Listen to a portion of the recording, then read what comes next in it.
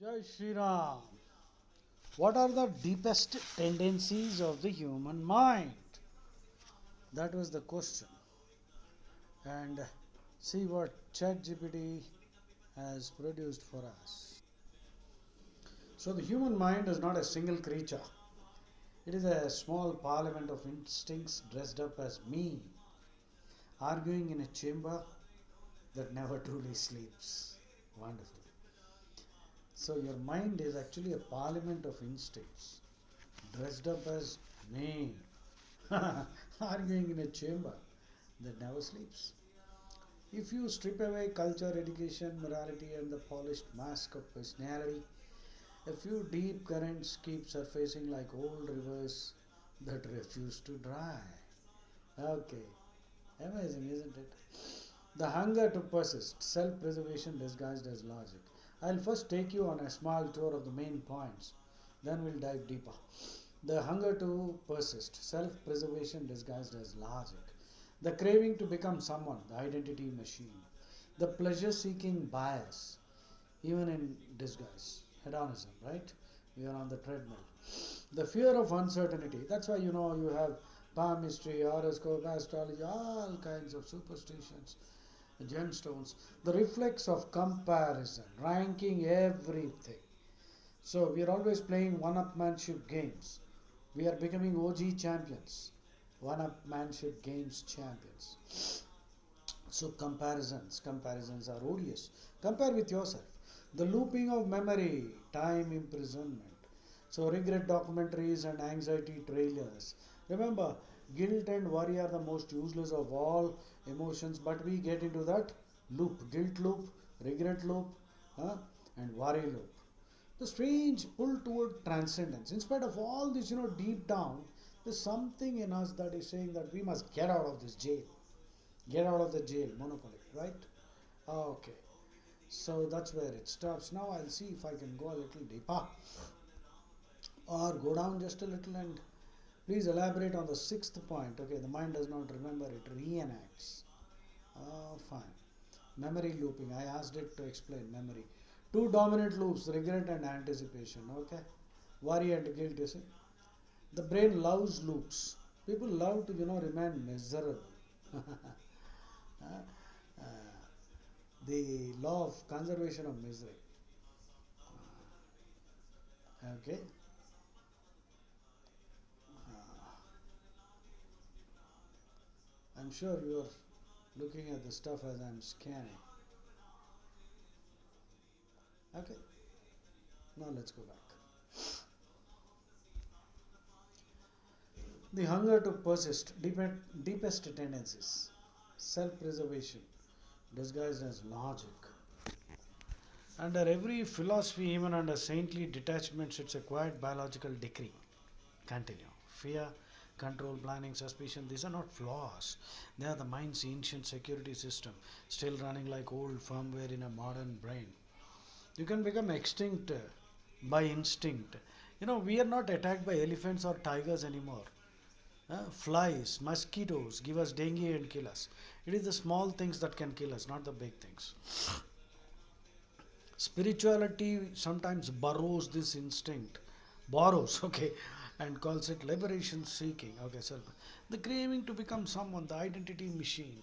The mind hates being formless, it loves labels, even painful ones, over emptiness. I'm this type of a person, that what do you call Linda Goodman love signs, or zodiac. I'm a Capricorn. Whole lot of trash. I'm right, I'm wounded, I'm evolving, I am this, I'm a right winger, I'm a left winger. Well, it all depends. I can be a right winger depending on the situation. I can be a left winger, I can be a no winger, a centrist. Hmm. The mind loves identity, it feeds on it. Identity is a costume that clings like wet cloth even when you try to drop it. Another one appears, slightly subtler, more spiritual looking, more convincing. So we are stuck. Just examine yourself. What do you claim to be? Pleasure seeking bias. Pleasure is not only chocolate and applause, it's also being right, winning arguments, moral superiority, spiritual pride, even self sacrifice if it earns inner applause. Ah, and that's why we play one upmanship games. The mind is an alchemist that turns almost anything into reward. Every conversation is like a boxing bout. The fear of uncertainty, control addiction, micromanaging everything. The unknown is the mind's dark forest. So it builds maps, stories, gods, systems, ideologies, holy books, belief systems, conspiracy theories. Anything is better than raw not knowing. Control is always domination. Sometimes it is an explanation. Even a wrong story is often preferred over silence. The reflex of comparison. The mind evaluates instantly better, worse, ahead, behind, successful, failed. Oh my god. This is the most painful, irritating thing. This is the inner scoreboard. It turns life into a tournament. No one signed up for, but everyone keeps playing this one-upmanship game. I'm better than you. My daddy is stronger than you. My toy is better than yours. My cult is better than yours. My religion. So you must either be ready to get converted or I'll kill you. Oh my God. No, no, no. So the looping of memory, time imprisonment. Most suffering is not in the present tense, it is replay. The mind is a skilled filmmaker who only knows two genres: regret documentary, anxiety trailer for a movie that never releases. That means you keep worrying about so many things, but 99% of the things that we worry about don't actually happen. The strange pull toward transcendence, the hidden rebel. That's the paradox. The same mind that traps you also whispers escape. That quiet urge towards silence, truth, meditation, devotion, pure awareness. This is not a cultural decoration, it's a deeper instability in the system itself, like water remembering it is not ice. But I don't know if people who follow these two desert cults, do they ever feel this? Because their books are so full of lechery, butchery, treachery, trash, misogyny, misanthropy. Every crime that is committed against an infidel is actually holy duty. And if you have even a little common sense or the capacity to think independently, individually, huh, and if you consider yourself a mature, educated person, you should reject this as pure trash. But they still subscribe. They do cherry picking, and then they go to such extreme lengths defending it as the best cult, the best religion, in fact, the only one that deserves to be there on the planet. There comes triumphalism. Oh my god, the whole lot of garbage. Bhagavad Gita doesn't say anything of that sort. Ah, Gita point, the witness behind the machinery, the unentangled awareness, watching the circus without buying tickets. Krishna said, एवं बुद्धे परम बुद्ध्वा संस्तभ्यात्मानमात्मनः जहि शत्रुं महाबाहो कामरूपं दुरासदम्. You are the witness, Sakshi Bhutam. So please conquer the mind. You can, you should, and you will. That's what Krishna said. The mind. You are not the mind. The mind is your slave. Don't let it make you. It's a slave. Okay, now ChatGPT says it will compress it ruthlessly. The mind clings, compares, controls, repeats, and narrates. But beneath all of it, something in you simply is untouched by the entire performance.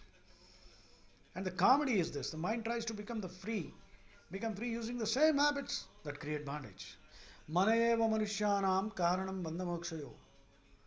Moksha bandhaya vishayasaktam. Bandhaya vishayasaktam. Moksha bandhaya vishayasaktam. Bandhaya vishayasaktam. Mokshay nirvishayam smrutam. The escape is not in action, it is a recognition that the jailer is also a character in the dream. Dream. Okay, Janaka Maharaja asked Ashtavakra, I had a dream. Well, Janaka was a great, powerful king, Mithila. So he dreamt. We had a huge kingdom, huge army, unbelievably opulent. And one day in the dream he fought a battle, lost the battle, and he was defeated, ousted, and then he had to flee, run away, all in a dream. And tattered clothes, everything lost, even his horse, everything over. He's like a ragamuffin. And I believe he was walking in a desert, nothing to eat or drink. So in a distance, he sees an oasis, food being served. So he lands up in the queue. He's dying of thirst and hunger. He reaches the counter, and just when he is given a bowl, the last few, morsels of gruel, the porridge, ganji, was dished out, and barely a little was left. He was the last person, and it was poured into his dusty bowl, and he took this bowl. Perhaps there are some 100 grams of gruel. He was dying, and he put it to his mouth, and he was just about to sip it when an eagle came from somewhere, kicked the bowl, it fell, and all the little porridge, life saving, the liquid food, it got mixed in the sand. And the pain was so unbearable. Janaka woke up. He woke up from the dream, and he now asked Ashtavakra, the dream was so real, I couldn't tolerate the shock anymore. I was so relieved after getting up. Now, right now I'm the king, and look at my wealth, like Ozymandias. Yeah, Ozymandias. So the question he asked was, what is real? Is this real, or whatever happened in the dream? Is that real? Because that looked as real as this. Now I'm confused. Is this real or that real, or what exactly is the dream? Is that a dream, or is this the dream? Ashtavakra's answer was, what was there in both these situations? What was the common factor? Janaka said, I think it's me. I was there in the dream, I was there in this. So Ashtavakra said, that is a dream, this is a dream, you are the reality. Advaita Siddhanta. Your existence is beyond doubt. You are a fragment, a fractal of the Paramatma. Qualitatively the same, not quantitatively. So you are the reality. Know that you are Atma. You are Atma, not the body. So everything is a dream. Nice story, I hope you liked it. Next. Sixth point, I asked ChatGPT to elaborate. The sixth tendency is the most underestimated tyrant of inner life. Memory looping disguised as living. Okay. So we keep reliving the past miseries and vitiate the current. Smart people, I think happy people, relive past joys and make the present joyful. Right? Be happy, damn it. And there's no way to happiness. Happiness is the way. ABC of Hinduism, always be cheerful. Pippa song. What is the Pippa song? Ah, the years at the spring, and the days at the mornings at 7, the hillside is you pearled. The lark is on the wing, the snail is on the thorn. Rama is in his heaven. All is right with the world. God is in his heaven. Rama is in Ayodhya, and Ayodhya is your heart. So Rama is in the Ayodhya of your heart. All is right with the world. See, if you believe in God, if you believe in Rama, he is running the show. So he knows what's happening. All the misery, pain that you see, well, it's painful, no doubt. You can't become indifferent and callous. You can do whatever you can do. There's no point weeping over things which are beyond your control. So always remember the serenity prayer also. You know the serenity prayer? Let me see if I can recollect it. Lord, give me the strength to uh, bear those things that I cannot change and control. And also, Lord, give me the courage to change those things that I can control, and the wisdom to know the difference between the two. And there's another prayer which I would like you to read on Google. Anyway, I'll try to recap it, remember it. That is the Gestalt prayer, the Gestalt. The word Gestalt means, holistic, complete, taking everything into account. Gestalt therapy, which is what Ayurveda, homeopathy, they do gestalt therapy. Allopathy is actually symptomatic medicine. So gestalt means taking everything into account. So gestalt prayer goes something like this. Uh, I am here not to meet your expectations in this world. And you are here in this world not to meet my expectations. And in case we do meet, well, that's happy. And if we cannot, can't be helped. It's another lovely prayer, the Gestalt prayer. The mind reenacts, okay? The mind often upgrades it into something else entirely. Live performance. The past is replayed with fresh emotion, fresh bodily chemistry, fresh commentary, and you start feeling more miserable than the actual event. The 10-year-old insult is not remembered, it is relived. With today's nervous system as stage lighting, that's why old wounds can feel biologically current.